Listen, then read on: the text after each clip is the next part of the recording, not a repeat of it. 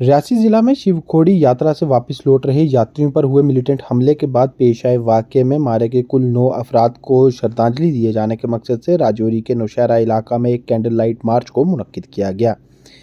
ये candle light march Nowshera की civil society की तरफ से मुनक्किद हुआ, जिस दौरान उन तमाम 9 लोगों को याद करते हुए उनकी आत्माओं की शांति की दुआ मांगी गई। इस दौरान इन तमाम लोगों ने हुकूमत से मुतालबा किया कि आतंकवाद के खिलाफ सख्त कार्रवाई की जाए और महज बयानबाजी से बात नहीं चल सकती। उनका कहना था कि पिछले कुछ एक वक्त में राजौरी और पुंछ अजला के साथ साथ जम्मू सूबा के दीगर इलाकों में मिलिटेंसी के वारदातों में इजाफा देखा जा रहा है, जिससे लोगों के अंदर न सिर्फ गुस्सा है बल्कि डर का माहौल भी है और हुकूमत को इस सब के तई कड़ा रुख अपनाना चाहिए।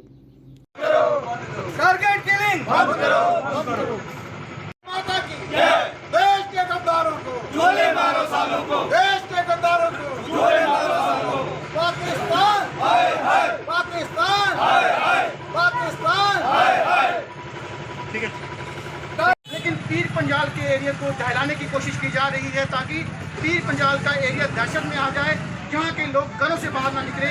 अब सरकार को कहीं ना कहीं ऐसा कदम उठाना चाहिए कि ताकि लोग इसका जो है कहीं ना कहीं विरोध करें। जिस तरीके से जो वारदात डांगरी एरिया में हुई थी वो हम लोग अभी तक भूल नहीं पाए थे, और उसके बाद पुंछ में हुई, राजौरी में हुई, सुरनकोट में हुई, और आज ये जो यात्रियों, क्योंकि अब यात्रा जो है वो अमरनाथ यात्रा भी शुरू होने वाली है, और अमरनाथ यात्रा के साथ साथ हमारे बाबा शिवखोड़ी की दर्शनों के लिए भी बाहर से कितनी बड़ी तादाद में लोग आते हैं। तो इस वक्त की ये टारगेट किलिंग जो है, हमें बहुत ही दुख होता है। जब कल हमने वो बस को देखा, टीवी पर देखा, और जब वो बच्चों की लाशें बिखरी हुई और जवान लोग जो 25-25, 40-40 साल के, तो वो दिल को बहुत ही गहरा धक्का लगा। तो हम भाई बार कसूर पाकिस्तान का ही है, पर पाकिस्तान को सब किसने सिखाना है? सरकार ने सिखाना है, सिखाए सब। कोई इनकारी तो है नहीं है कि भाई पाकिस्तान को सब न सिखाओ सब। दूसरी बात रही कि ये जो फ़ौज में कमी की गई है, आज मैं 63 के वो सुन रहा था, वहाँ पर वो बोल रहे थे कि यहाँ पर आर्मी की डिप्लॉयमेंट थी और कुछ अरसा से यहाँ पर आर्मी यहाँ से उठा ली गई है।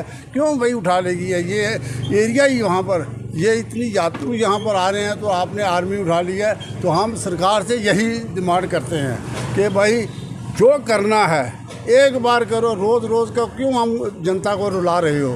रोज़ का ये रोना धोना जो है ये हमारे से बर्दाश्त नहीं अब होता।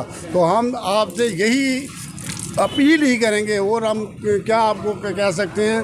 पर ये जो है सिर्फ बातों से नहीं बात बनेगी, कुछ करके दिखाओ तो तभी पता चलेगा कि सरकार नाम की कोई चीज़ है। और इस वक्त जो यहाँ एलजी सरकार है, तो मैं तो कहता हूँ कि भाई बिल्कुल वो फेलियर सरकार है। क्यों नहीं यहाँ पर असेंबली की चुनी हुई लोगों की सरकार हो तो वो ही लोगों का ख्याल रखती है। चुनी हुई सरकार लोगों का ख्याल करती है। ये जो ऑफिसर लोग बैठ जाते हैं, इनको लोगों की क्या परवाह है? इनको अपनी है। तो हम यही करेंगे कि भाई इन लोगों पर जिन्होंने ये हत्या की है, इन लोगों की सख्त एक्शन लिया जाए और इनको फांसी के फंदे तक पहुँचाया जाए। और पाकिस्तान अगर इस में मुलव्वस है तो उसको भी सबक सिखाना जो है वो सरकार का काम है। की बात है कि हमारे साथ लगते रियासी ज़िले के शिवखोड़ी के कंडा एरिया, 63 के कंडा एरिया में हमारे जो यात्री माँ वैष्णो देवी के दर्शन करने के बाद शिवखोड़ी में भगवान भोलेनाथ के दर्शन कर वापस लौट रहे थे, उन पर आतंकवादियों द्वारा कायरतापूर्वक छुपकर पाक प्रायोजित आतंकवाद का एक घिनौना चेहरा जो सामने आया, जिसमें हमारे 10 लोग जो हैं वो परमपिता परमात्मा को प्यारे हो गए। बड़े दुख की बात है कि सुरक्षा एजेंसियां क्या कर रही थी।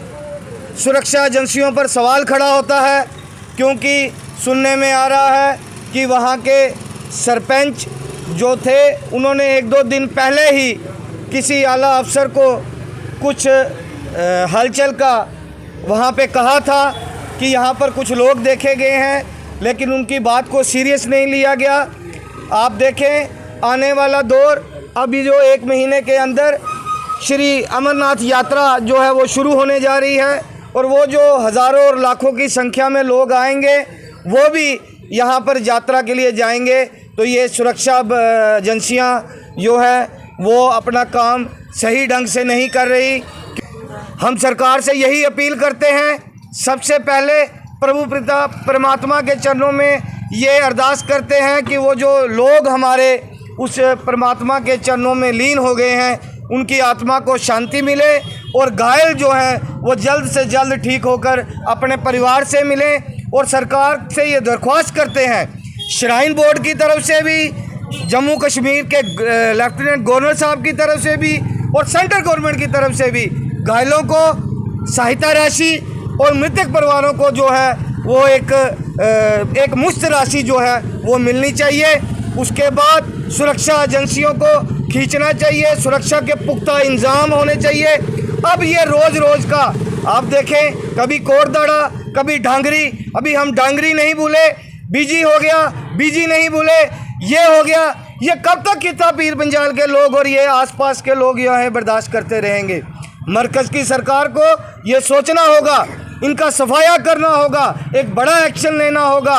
आतंकवाद का कोई धर्म नहीं होता, हम किसी धर्म विशेष पर टिप्पणी नहीं कर रहे, लेकिन हमारे अंदर के छुपे हुए गद्दार, हमारे अंदर के छुपे हुए जो हमारे सिस्टम में बैठे हुए लोग, उनको ढूंढ के निकालना होगा, उनको चयनित करके उनके खिलाफ कार्रवाई करनी होगी ताकि यहाँ के लोग भी अमन की सांस ले सकें।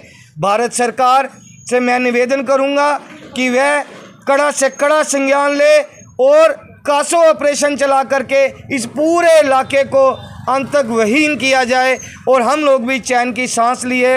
हम बॉर्डर के लोग बिलखसूस आज नौशहरा में यहाँ पटेल चौक के अंदर सनातन धर्म की अगुवाई में शहर के मुख्तलिफ पार्टियों के लोग यहाँ पर आज श्रद्धांजलि के लिए इकट्ठे हुए हैं। हम परमपिता परमात्मा से ये प्रार्थना करते हैं कि भगवान उन्हें अपने चरणों में स्थान दे और घायलों को शीघ्र अतिशीघ्र राहत प्रदान करे। और मैं इसी के साथ एक बार फिर कहूँगा कि सुरक्षा एजेंसियों की नाकामी के कारण ये हमला हुआ है और भारत सरकार को इस पर कड़ा संज्ञान लेना चाहिए।